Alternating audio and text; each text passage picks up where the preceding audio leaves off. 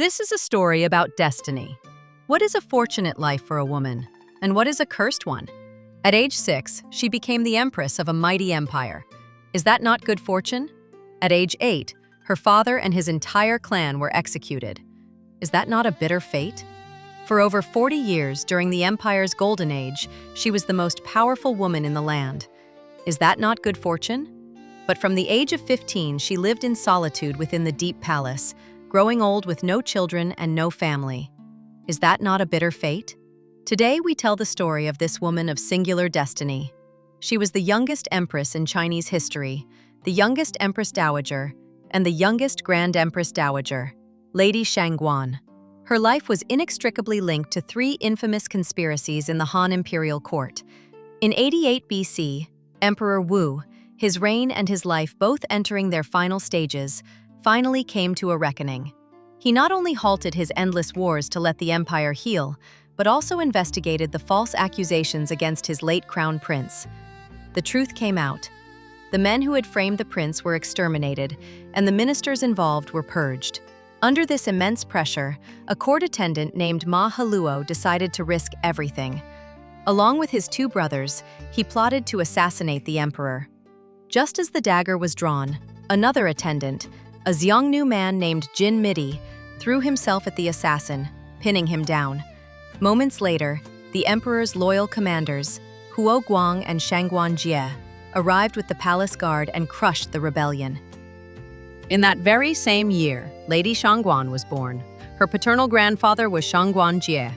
Her maternal grandfather was Huo Guang. We don't know when the political marriage between their families was arranged, but we can be certain that after this rebellion was crushed, these 3 loyal men were heavily rewarded. And the birth of Lady Shangguan seemed to seal a bright future for this political alliance. But what no one could have imagined was that an even brighter future was just around the corner. The next year, Emperor Wu died. Before his death, to support his 8-year-old heir, Liu Fuling, the emperor appointed 4 regents.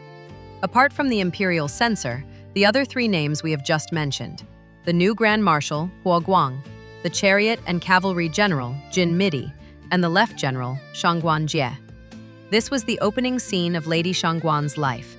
Born into the house of a high-ranking general, her mother's family, the Huos, had been prominent for decades, ever since the legendary general Huo Qubing.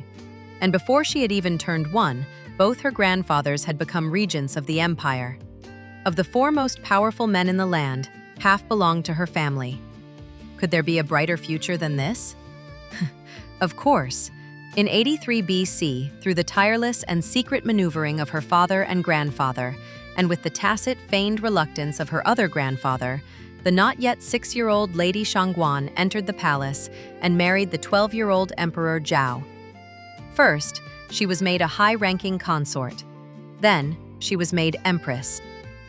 A 6-year-old child, the age of a kindergartner, now the mother of the empire.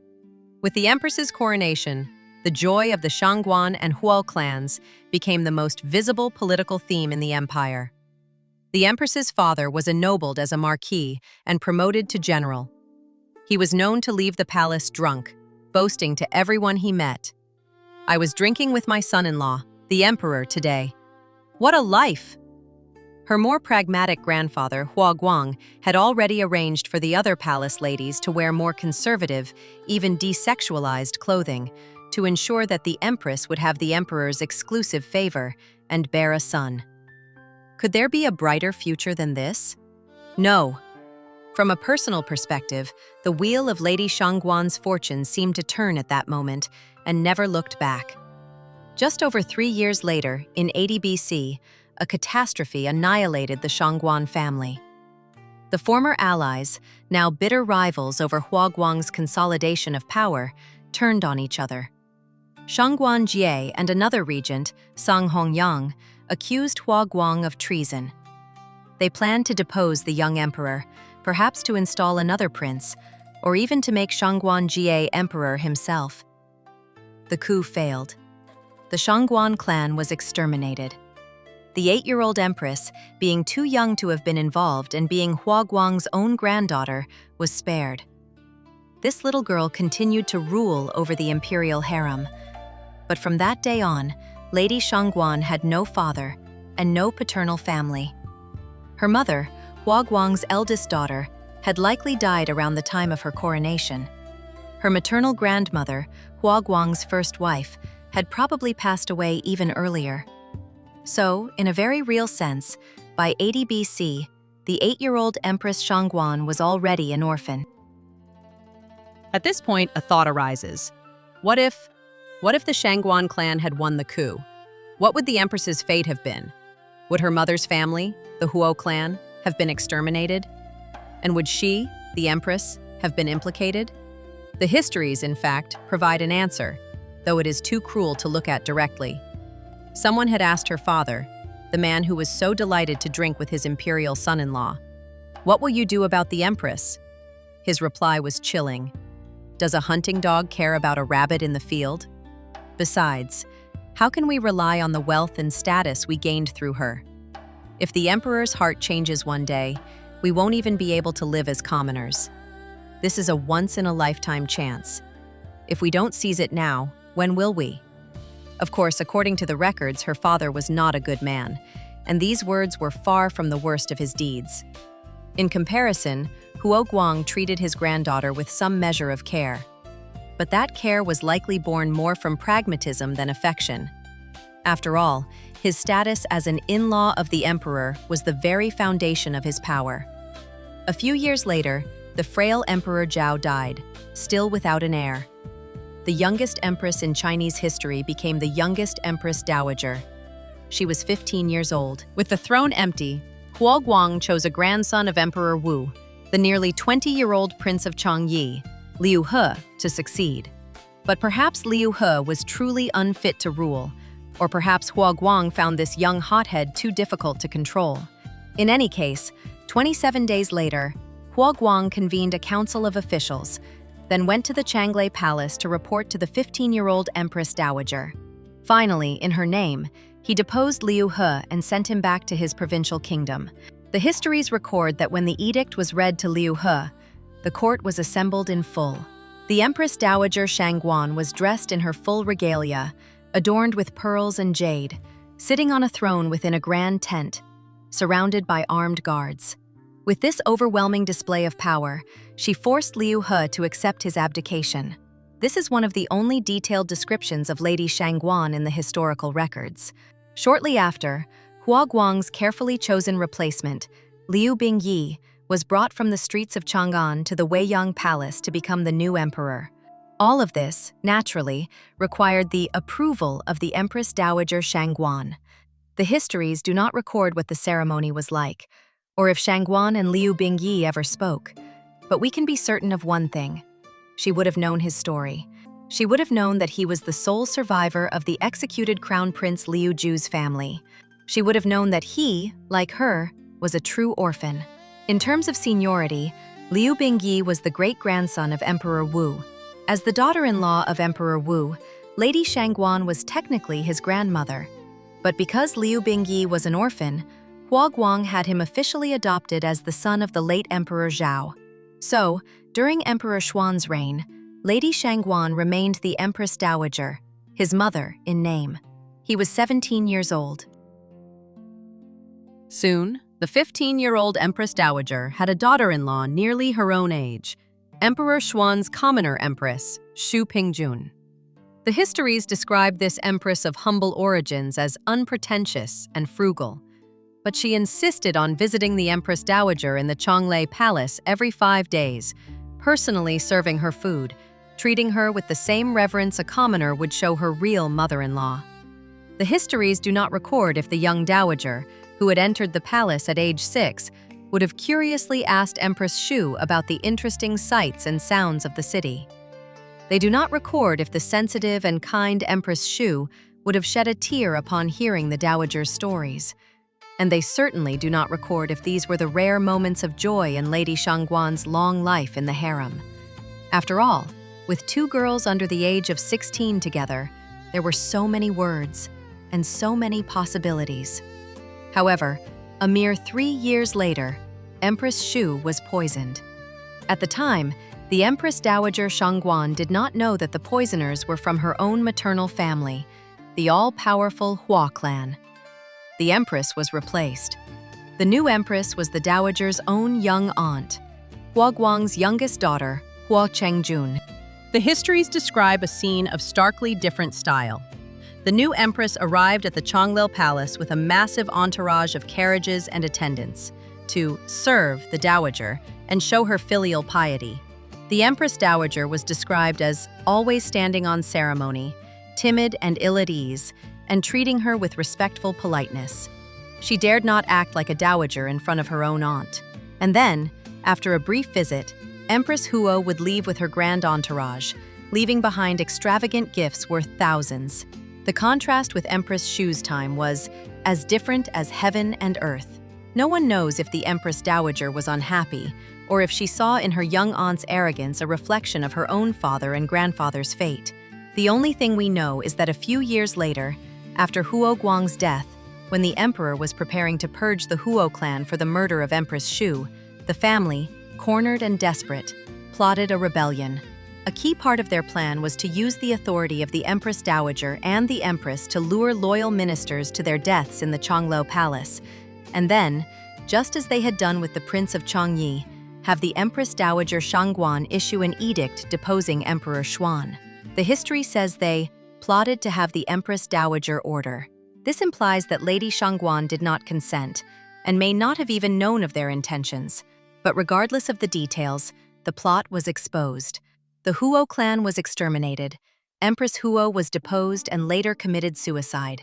Only the Empress Dowager Shangguan, as Huo Guang's granddaughter, remained unharmed. 14 years after her father's clan was annihilated, her mother's clan met the same fate. From then on, Lady Shangguan was truly alone in the world. No father, no mother, no family, no children. Nothing but the orphan emperor who treated her with consistent respect and the empty title of Mother of the Empire. In 49 BC, the orphan emperor Liu Bingyi passed away.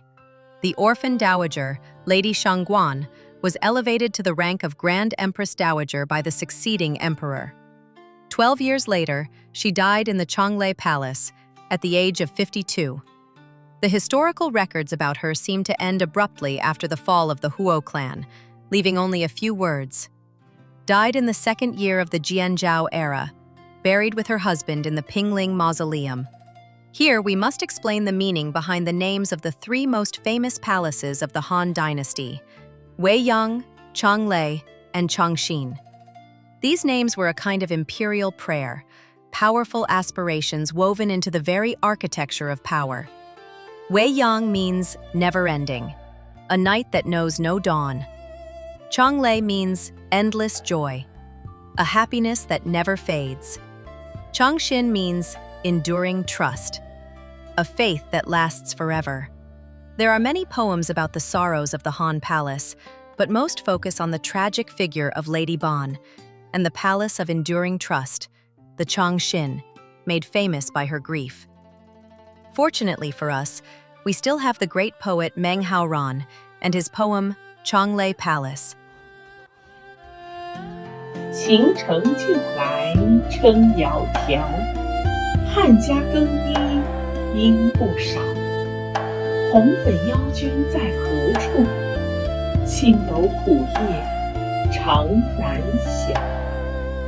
长乐宫中周案来，特怜歌舞惯相催。欢娱此事今寂寞，唯有年年邻树哀。 Looking back at her life, would you say she was fortunate or unfortunate? I believe her greatest fortune was that she did not suffer an unjust end. That is to say, she did not pay with her life for the mistakes of others. And so, her life, so intimately tied to conspiracy and power struggles, ended in peace. And her greatest misfortune? It was that in those gilded cages, her life was little more than a pawn on a game board, forever being moved by others or waiting to be moved. This is why, for this episode's display of traditional Chinese culture, we have chosen the seemingly dull game of Go. In China, there is a tradition of crafting go stones from the finest jade. White jade for the white stones, black jade for the black. A full set of 361 jade stones could cost a fortune. Each piece is warm, lustrous, and radiant. But each piece is just a piece. It only waits to be placed. It has no meaning of its own. None are kings, and none are pawns. This is a stark contrast to the queen in international chess, that all-powerful piece that dominates the board. In China, whether in the ancient game of Liu Bo, or in Go, or in Chinese chess, there is no place for a woman. And now, we invite you to enjoy this episode's installment of our regular segment, Echoes of Ancient Rhymes. Here is Autumn Sorrow in Changle Palace, a lyrical adaptation of Meng Haoran's work, presented by our cultural team.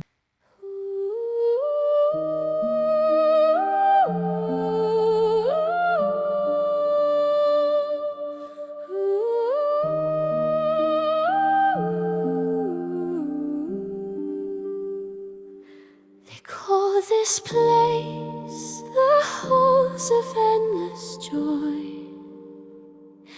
a night that never ends, where slender forms in candlelight outshine the fading stars. The city famed for grace and form, the court a sea of waiting girls. But who is called? For in the night the dawn is far, the silence bursts.